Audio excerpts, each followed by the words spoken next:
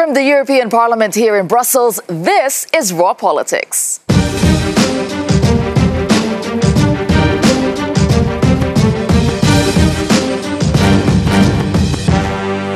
Thank you for joining us tonight, and this is what we have coming your way. Stuck in a rut. Italy's economy stagnates, igniting fresh worries about its budget and EU exposure.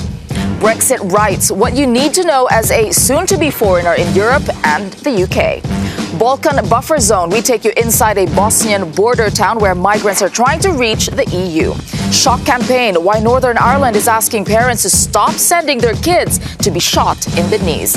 And Macron unraveling. A new poll shows that 71% of French people have no confidence in their president. All right, it's time to meet our panel for tonight. We have Darren McCaffrey, of course, our political editor at Euronews. Darren, which of these stories do you like?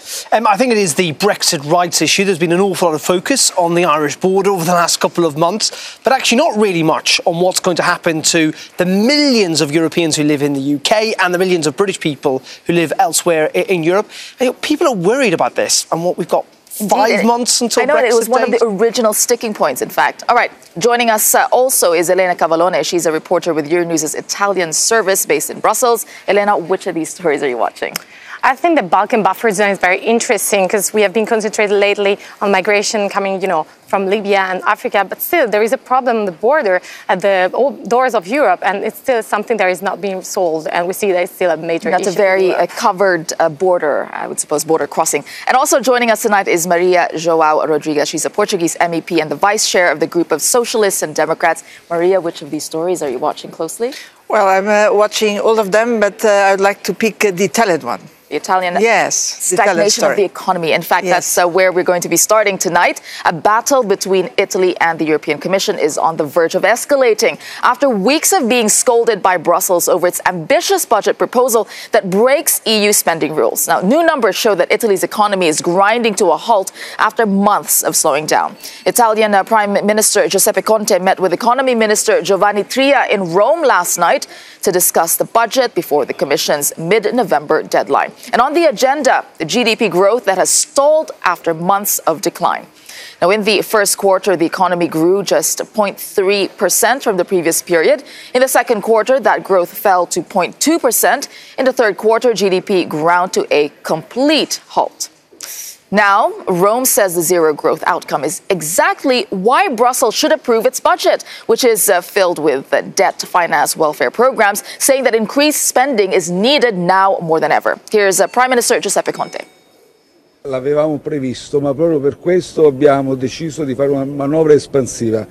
L'Italia non può andare in recessione, bisogna invertire la marcia ed è per questo che abbiamo pianificato una manovra che si adegua a quello che era il trend che si stava delineando e mira a invertire questo trend. All right, I'll start with you, Maria. Does Giuseppe Conte have a point? Well, indeed, there is a big problem when Italy is growing so slowly. There is a serious gap of investment, job creation, and many social inequalities mounting in Italy because there is no proper growth. So the problem is there for sure. Now, what is the solution? Well, I believe that the solution is to first give more room of maneuver in the national budget of Italy to have somehow more investment and more support to income. But on the other hand, let's not forget that we have a big discussion on the table how to make Eurozone work for better employment and job creation. Right. And so these two things are part of the solution. And I'm afraid that now we have a kind of arm twisting with the European Commission. And the European Commission is more focused on discipline. The rules, because the arm twisting you're talking about, it's about really the clash of two beliefs, schools of thought, whether it's austerity or whether you spend more. So, there's no way to see eye to eye on this if there's not, and no one seems prepared to give ground, and that's why I think we're looking for this confrontation. But you're right, this is about economics, it's about economic theory. Many people would say what Europe needed over the past 10 years after the recession was actually more investment, not austerity in certain countries. That has worked for some, not for others. And that the Italian government should be able to essentially make its own mistakes. I think we can overplay this confrontation with the Commission. After all, Italy's under infringement for lots of reasons, for breaking EU rules. I mean, what they're concerned about in Italy are the markets. And the problem is that every time we get these results, and it should be pointed out today that growth across Europe, across the Eurozone, has slowed to a 4-year low. It is not just an Italian problem at the moment. Clearly, its debt is, but it is the markets that they're very worried about. And ultimately, you could get into this spiral where between the rhetoric from Rome and from Brussels and the slow growth, that confidence is lost, and that's really dangerous. Elena, do you think they have the will to hold on to their position in Italy? Well, we saw that, for example, the Vice Prime Minister, Luigi Di Maio, already said we're going to do this measure, the minimum basic income, but later, with a different decree. So we can see that there is some, they start thinking about it. It's a gamble, because Italy knows that it's too big to fail, but it's also too big to be saved and rescued. It can be rescued, but the price and the cost will be enormous.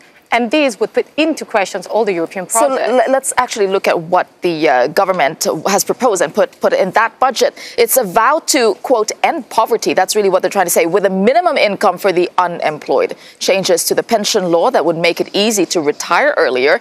Tax amnesty for those who didn't pay, declare or under-declare taxes if they pay taxes next year. And perhaps the most interesting one, free land for 20 years for farming families who have a third child. Okay, that last one was pretty interesting. I mean, this sounds like a generous package. No wonder it's popular in Italy. Is this why? I think that the maneuver was, in this particular case, it was meant to encourage people to stay in the countryside because, especially young people, they tend to go to cities. So we see that, especially in the south, the countryside is kind of desertified, I would say. But I really don't know. And encourage more people to have more children? And to have more children, of course, and stay in the countryside. Indeed. But the thing is, I don't know nowadays, if this is not supported by other measures, how it would actually work. But that's the point, because this is not the only solution. Look, for Italy, for many other countries, we need to have a budget supporting investment and growth, but we need to have something at Eurozone level, a budget for the Eurozone, because all monetary zones in the world, they do have a budget to help member states to do what they can no longer do just with the national budget. So this is on the table to be discussed, and this should now be decided. How afraid are you about Italy failing?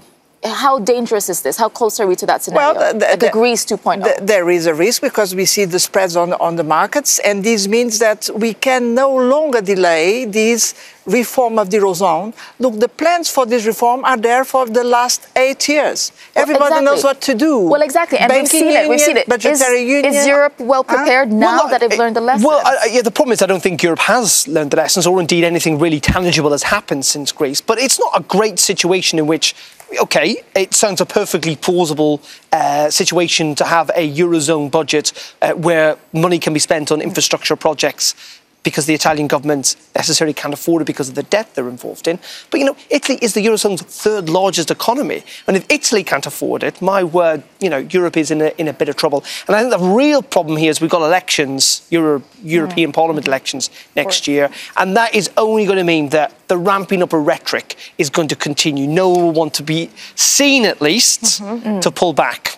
But it's also true that the European Commission is true. We are heading to elections, so there is a risk that if the European Commission is tough, that will rise populism. But it's also true that the European Commission has a lot of pressure from other member states. I was actually talking to the previous finance minister of Portugal, and the impression that other countries might have is that big countries can get away with things that smaller countries cannot.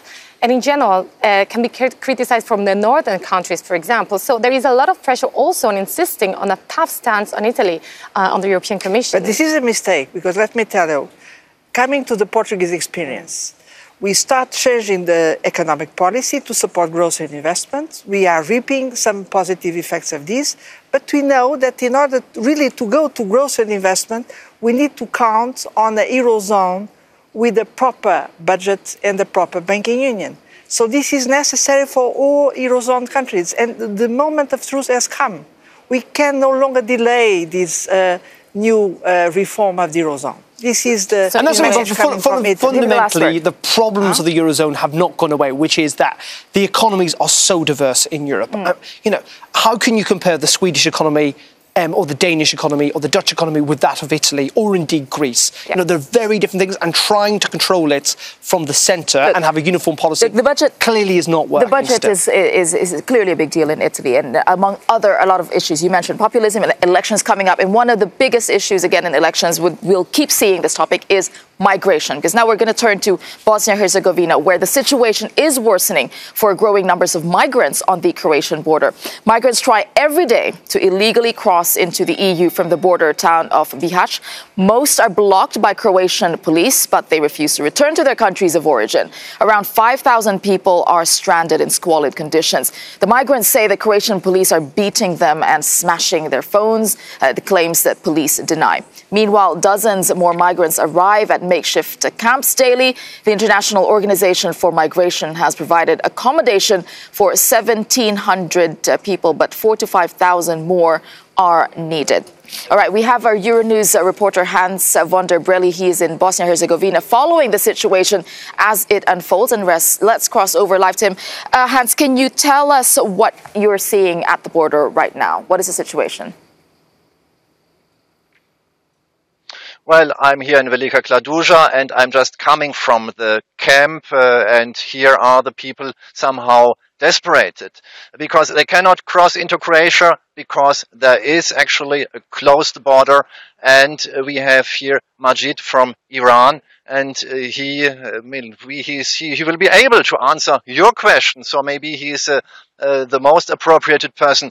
So why you are here and what is the problem right now here in Velika Kladuša? One sentence. They brought us here with force, used army, and our main purpose is to go to a safe country. And this country has never been safe for us and will never be safe. Thank you. So actually the border crossing point was blocked and the border crossing point was opened again. Those people here, they are actually placed to another location, and this is why Majid is not happy. And Hans, quickly, did you see any clashes with police? Because we're hearing accusations, obviously, of police being heavy-handed. So, is the police heavy-handed, yes or no? I mean, I have many evidence. I mean, a lot of broken smartphones. The stories are always the same. The Croatian police, they smashed my smartphone. The Croatian police, they beat me. The Croatian police, they pushed me violently. On the other side, to be honest, Majid and his friends, they tried to cross into Croatia illegally, and so physical force is used by the border guards. But once again, the question to Majid, is this right or wrong, this alleged violence by Croatian police forces? This is right. They use a lot of force. They hit us when they deport us. They destroy phones, smartphones, and they rob from us. And they take away our money. What happened to you? You tried to cross into Croatia 3 times. So what did you experience? It was difficult. Going to the forest is one danger. You could easily lose your main organs, which is what happened when you met the police? And they arrested us and they hit us against the. They pushed us hard against the bus station. And thank you. All right. Thank you so much for that, Hans van der Brelli. And you can watch the full documentary. It's part of an ongoing series in our show, The Insiders. That is on every Thursday on Euronews. And you can follow them on Twitter as well, the Euronews Insiders. All right. The report that Hans was bringing to us at the border, this is one of those borders that we don't often hear in the news, the situation there. And Europe has there any progress in dealing with migrants at borders like this? Yeah, this is indeed a very important story to understand what should be a European border. Look, in my opinion, a European border is not exactly just a wall. It's a border to come up with the proper response to the human problems which are in front. First thing we need to know, are we in face of an asylum seeker? If this is an asylum seeker fleeing for a war or persecution, he should count on European asylum system. And this is still missing. We are discussing how to make sure that Europe provides real asylum rights. Then second, perhaps sometimes it's not the case. They are economic migrants. In this case, they need to apply for coming in the Union, but in any case, they deserve human treatment. But this is what we see, regardless of whether it's from the sea or from land or border crossing. There is no, it seems, a consensus on how to deal with this issue. No, and Europe's problem is that it's trying to fight this on two fronts. Externally, Europe's border is in the Mediterranean Sea or it's in the Balkans. And the ongoing process of trying to prevent migrants or indeed asylum seekers from coming to Europe is proving quite difficult, though they are clearly talking to Libya and Egypt, and they've got an agreement with Turkey. It's proving to a degree successful, and it should be said the number of migrants coming to Europe is substantially down. But then the second problem is the internal battle within Europe. That, you talk to Italians, you talk to Greeks, and they say there is no European solidarity. It ends at the border because there are many countries in Europe that simply do not want to take migrants or indeed asylum seekers, and they say these are not Italy's borders or Greece's borders, the European borders. This topic has been here for a long time, and it's not going to go away. But let's stay on this topic, on migration, because at the height of the crisis, a video went viral, if we remember, which came to symbolize a negative attitude towards migrants. And we have that story for you. Here is today's Meanwhile in Hungary.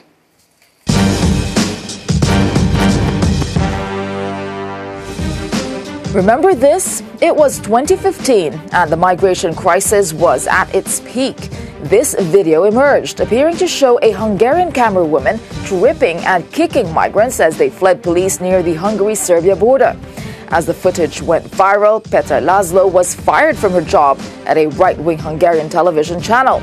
She was sentenced to 3 years probation for her actions, but Hungary's highest court has now acquitted the camerawoman, ruling that she should have been charged with a misdemeanor and not a criminal offense. Morally incorrect and illicit, yes, but not criminal, the court said.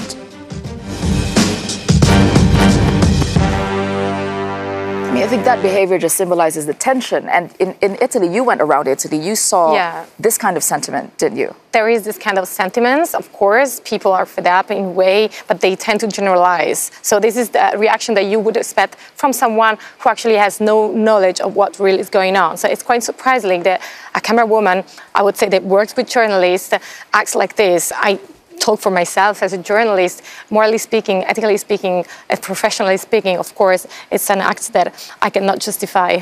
And Maria, politicians, I know they're aware of the problem of these kinds of sentiments, but do they actually know what to do about it or how to deal with it? Well, we need to understand what is going on the ground, but really I think that European culture is based on values of respect for human dignity. So these kind of behaviors, they raise many controversy, for sure. So we need to find a way But it symbolizes that negativity, in... Yes, but in any case, we need to come up with solutions who are respectful for the human dignity of people trying to come in. So we need to be careful about this. And I think people's frustrations or their anger potentially about migration is understandable, possibly. To stop kicking people. No, there's a difference. There's a big difference. And I don't think anyone here or anywhere else would ever condone it. All right. No matter how frustrated they are. Of course. But this indeed is a very sensitive topic that we always keep an eye on here in Europe. All right, coming up on Raw Politics, as Brexit talks resume, we take a look at the state of citizens' rights of Europeans in the UK and vice versa. Plus, a shocking government ad campaign in Northern Ireland encouraging parents not to have their children kneecapped. Don't go away.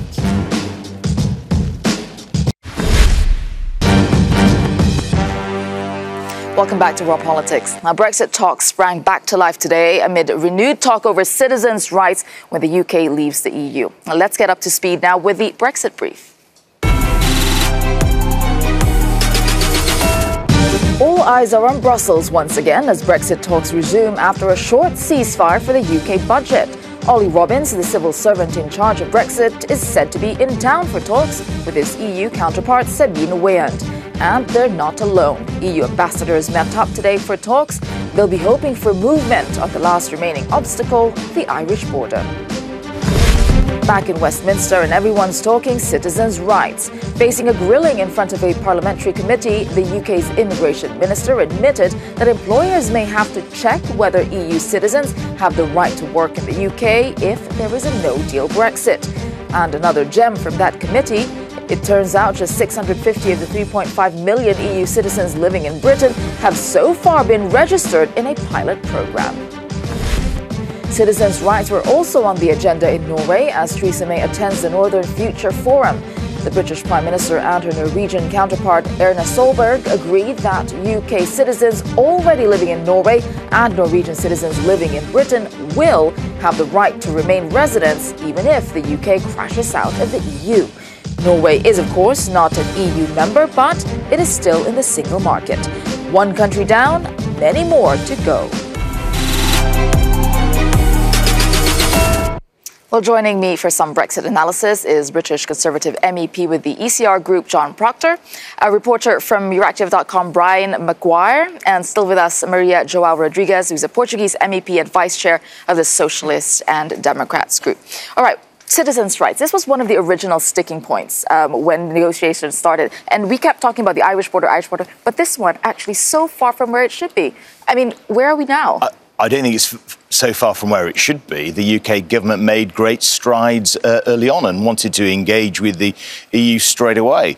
And also made a unilateral offer to residents actually living in the UK. That's more than has been offered by the other 27 But when you look nations. at the registration, the number of people that it's a pilot. It's a pilot. That's the important thing. It's a pilot program. You're running out of time at this point. It's a pilot. It's 5 months away. It's a pilot program that's been initiated. You say we're 5 months away. What about the UK citizens living elsewhere? What's been put in place for those people to attain similar status? Nothing is the answer. Yeah, so Brian, what is the state of it? I mean, 650 out of 3.5 million have been registered. I thought this was a mistake when I read it, but it's not. Not only that, but the registration site that the British government has put for the registration doesn't even work on Apple iPhones. They can't get it registered with Apple. It's incredible that the state of the British government in this day isn't even Apple compatible.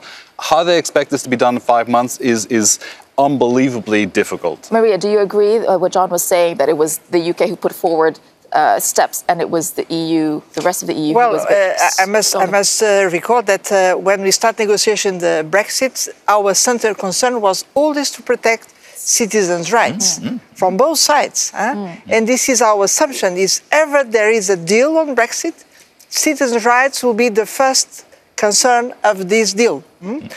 And frankly, if there is no respect for citizens' rights, I don't believe Brexit will work.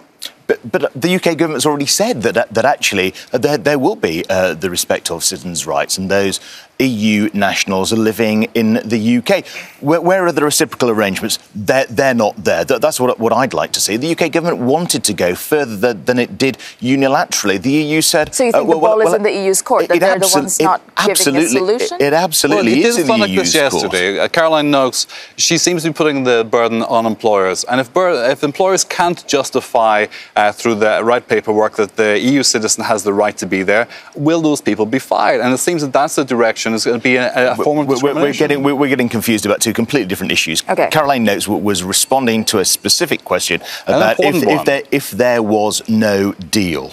If there was no deal, I don't believe for a minute that there will be no deal. There will be a deal. There will be a deal. She was, however, answering a specific question. Why do you think there's going to be a deal when we're 5 months out? The Irish border issue isn't resolved. You're 650 people registered in a hugely complex process, and you're running the Prime Minister running off to Norway to try and boost the sense that something is happening when everything is stuck. The Prime Minister's not running off anywhere. She's having constructive discussions with fellow partners. But within all of that, I'm confident that there'll be a deal. The last council meeting that was held in this town showed great strides. Virtually every politician in this building says that there will now be a deal. This is not so. But do you think from this point of view, we're talking about citizens' rights, do you think that, John, you can tell John that there are progress for British people living in the EU? Well, that's for sure, because we always said since the beginning that we fully respect British citizens' rights in the concretely, This is not the problem. The problem is that we need to solve the other issues, notably the Irish border. We still don't have the solution for this. And I don't believe there is Brexit, there is no deal. And there is no deal if there is no full respect by citizens' rights. And I believe that the Irish problem is part of this. So you think that there can be no deal? That is a possibility that there'll be no deal? Yes, we cannot exclude, but if there is no deal, I think there is no Brexit. This is my assumption. That simply won't be the case. The UK government's on a very clear path. There's legislation that's in place within the UK. If there is no deal, we will simply time out. The clock is ticking. That was clear when Article 50 was served. The UK will simply leave the European Union come the end of March. That's fact. That's where we're at. But in all of that, I'm confident that there will be a deal. My very clear understanding is that there was almost a deal, but for literally a handful of words, and the UK government's working. Of course, it is working really hard to make sure that free trade agreements across the world aren't even close. You can't negotiate anything until this is done. The withdrawal agreement is still far from ready, and every other discussion after that is nowhere near ready. There's nothing which indicates that a deal is going to be done. Berlin is preparing for no deal. The discussions here in Brussels are for preparedness for a no deal scenario, and they're being taken seriously. And the time is running out, as you say. No deal looks more likely. I'm not quite sure where you're hanging out in Brussels, but for goodness sake, that just isn't what the rest of us are hearing. I mean, this is, again, going to continue. Brexit's always so interesting. All right, let's move on now, because the government in Northern Ireland has captured attention with an unusual and shocking ad campaign. It's released videos to stop parents from bringing their children to be shot. Alex and our team in The Cube has been looking into this. Alex, what is this? Well, Tessa, as you're saying there, it's a shocking idea, isn't it? The idea of these appointment assaults. And it all goes down to the role of paramilitary groups in Northern Ireland. Now, these are groups of individuals who claim to protect and police their communities. You find them on both sides of the divide. They could be Republicans or loyalists. But effectively what they do is they dish out violent punishments for antisocial behaviour and control these groups. People in these groups too afraid to go to authorities or distrust the actual police. And so many do agree to bring their loved ones along for effectively what are extrajudicial punishments. This new campaign, it's called Ending the Harm in Northern Ireland. The central message is that paramilitaries do not protect you, they control you. This is a message to people who, in effect, go along with the paramilitaries out of fear for what could happen if they don't. It tells a story of one young man who is brought by his mother to one of these appointment assaults. It tells a story from the point of view of the young man, from his mother's perspective. And I can actually just bring up and play this one for you. Bringing it up, that's the witness there. I'll bring up the mother. So she, in this video, receives a message from one of these paramilitaries, and she is told to bring her son along. The fear of what can happen if she doesn't bring her son along to this appointment is what scares people into bringing them along. Now, the kind of punishments we're talking could be beatings. They could be using, the police describe it as using crowbars or fists, but also quite disturbingly, kneecapping. That is where somebody takes a weapon, puts it into the back of your leg and blows away your kneecaps. That is a punishment that is dished out to these communities. You see here, the son is dropped off. The mother waits in the car as this paramilitary group goes around the corner in this dramatisation here. And she then goes round and finds her son shot on the ground. The message from these videos is that these paramilitary groups claiming to enforce the law, to be the police who aren't in uniform, if you like, well, they're not helping anybody. They are scaring and controlling people. So let's just bring up the response to this campaign. There's had a lot of people talking about it. And in fact, lengthy Facebook comments. Let's bring you up one here from a teacher who claims he works in the kind of areas where these groups operate. And he's responding to other comments on this Facebook video from the government of Northern Ireland. People in those comments saying, well, if he did something wrong, he deserves this kind of punishment. Well, this teacher says, no, that's not how it works. These paramilitary groups aren't upstanding civilians protecting the law. They are scum. They control people. They are crooks and criminals. But in amongst those comments, there are people who seem to suggest that somehow distrust in Northern Ireland.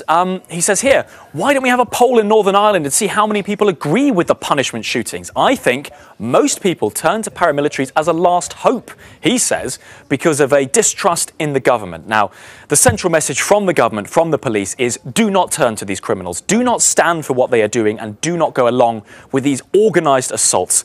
And they have an option on their website and on their Facebook page so people can get help if they are afraid of what might happen if they don't go along with them. But Tessa, you can see here that these groups are still active. They are still a problem in Northern Ireland and they are still dividing opinion on social media. All right, thank you for that, Alex and the Cube team. I mean, this is happening in 2018. This is really disturbing. I grew up with this. I was born in the districts this happened. I worked in districts this happened.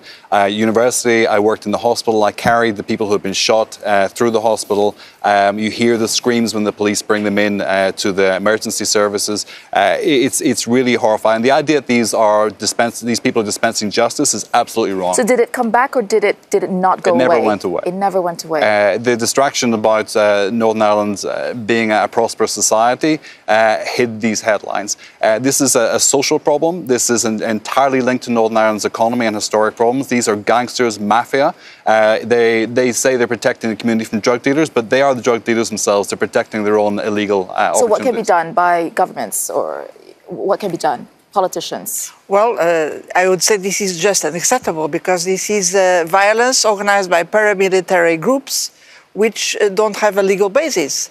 But this means that there are deeper roots of social tension in Northern Ireland.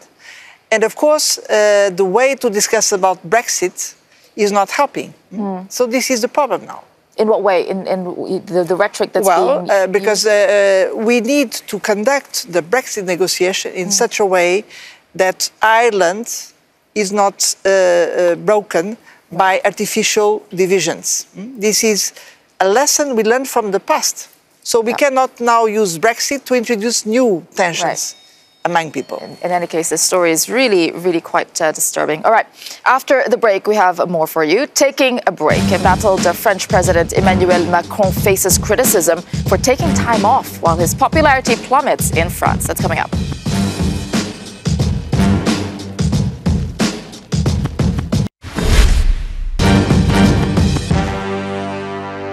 Welcome back to Raw Politics. Now, it's safe to say French President Emmanuel Macron, he's not having a very good day. At 18 months into his term, new approval ratings released today show that his popularity has slipped to its lowest level ever. Confidence for the president started at 57% when he was first elected. Now that's dropped to 26%. No confidence levels began at 38%. And now it's hit a record level of 71%. Right, I'm now joined by Mark Demesmaeker, a Belgian MEP with the European Conservatives and Reformists. And back with us, Darren McCaffrey, our political editor, and Ryan McGuire. Now, let's talk about his popularity. I mean, this is massive. Expectations are really high of Emmanuel Macron. I'll start with you. Is it because he came in expecting to change Europe, like the king, the emperor of Europe? Is this why you have this spectacular fall? Well, I'm not a specialist in French politics, but from an outsider, I've been watching this with some astonishment. You know, his political movement, which rose out of the nothing, like a mushroom, it grew, but without any political structures behind them. So I was wondering from the beginning, is this a sustainable political project, party? Or is it going to disappear very, very soon? Now, he has created a lot of expectations, a lot of hopes with people. And of course, between dream and reality, there's a big difference. And that's what people are starting to realize. And of course, you've had this problem within his cabinet with, heavyweight ministers who were leaving. The circumstances not always very clear to everybody.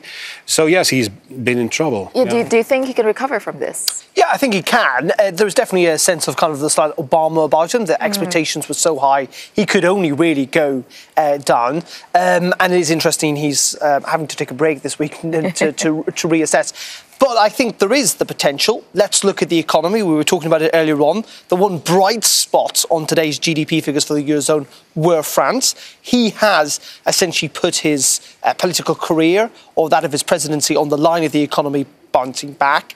And in order, as he would say, to get through to get to the good times, you go through the difficult times. Many would say that's where France is at the moment. He's given himself 18 months to get the economy on track and booming again. So it is definitely possible. The Emmanuel Macron that got elected 18 months ago is still there. Sure. And it is possible that the French people might rediscover that. Not to sound that I'm like a massive fan of it. I'm giving that impression, but I think it is possible that he can get it back. Yeah, I think this is part of his calculation from the beginning. His team knew if they wanted to achieve anything, they had to do some damage in the first 2 years, and then they had to rebuild with a more populist agenda in the second half of his mandate. Right. He'll not be happy with the figures, that's for sure, but this really was part of their calculation from the start. Right, he's still more popular than François Hollande. Which is great. Well, yes, indeed, he was. Just make that was quite bad.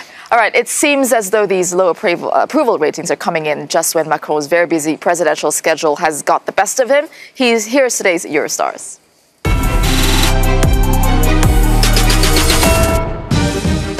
Do not disturb.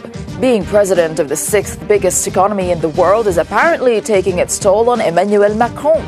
After months of scandal and sliding approval ratings, the 40-year-old leader has cleared his diary.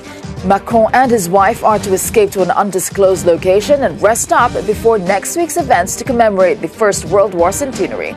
The apparently exhausted Macron is said to be able to survive on just 3 or 4 hours of sleep. It's a trait in many world leaders, from Barack Obama to Donald Trump, Margaret Thatcher and Winston Churchill. Many have been known for burning the midnight oil while in office. I mean, what's interesting is he's actually got criticism for this. Well, I'm astonished. From the French. From the French, of course. I don't understand. What are they doing this weekend? What's the big deal? I mean, give the man a break. Look around here. Who is here now? Everybody's gone. This is Halloween. This is Halloween. It's the 1st of November. It's a long weekend for a lot of people. He has worked hard. We have worked hard. Give the man a break, for God's sake. But it is I think it's really important, actually, and lots of leaders try to portray themselves as if they're somehow superhuman. And it's really important, more so, I would say, for leaders to take breaks and to reassess every so often. He's only talking about 4 days. The whole of the French nation has gone on holiday for 4 days. I think Emmanuel Macron should be allowed to. It is interesting, though, you look at kind of previous leaders and what they did. Margaret Thatcher very famously said she survived on, 4 hours a night. I think Donald Trump sits up watching cable TV news and until tweeting the early hours of the morning and tweeting sometimes quite dangerously. And, of course, Winston Churchill used to famously drink quite a lot. So maybe taking a 4-day break is, in the grand scheme of things, a good idea. Well, there are some studies on this I read recently about the lack of sleep and world leaders, that when they're getting 4 or 5 hours sleep, they tend to become more paranoid, and their decision-making capacity tends to decrease as well. So I think we'd all be better if Macron and other world leaders took slightly longer breaks on a more frequent basis. Yes, he's flesh and blood as well, Because I do wonder how they last, during summits here overnight. That it's always we all know ourselves that when we're sleep deprived, we get tetchy, we get angry, we get paranoid. I like it. I get my good 8 hours a night. We've had this tradition here in Belgium with all the state reforms, long nightly negotiations,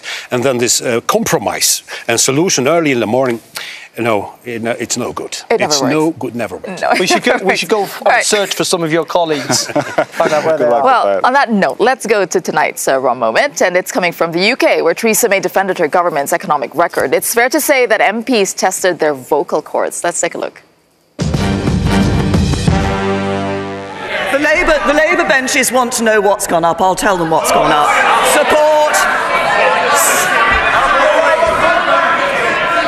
As long as it takes, I'm going to tell you.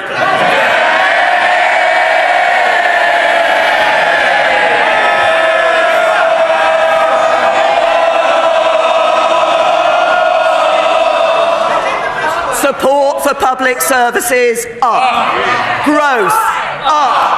Wages up.